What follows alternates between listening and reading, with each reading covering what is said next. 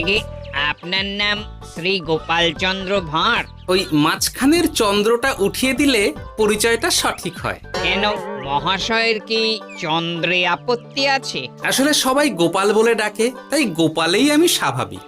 তা কি কারণে আপনার আমার কাছে আসা সেটা জানতে পারি? স্বচ্ছন্দে এই উপহারটি আপনার হাতে তুলে দিতে চাই।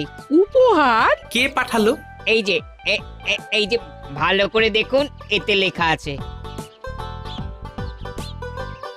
আমার প্রিয় বন্ধু। কে?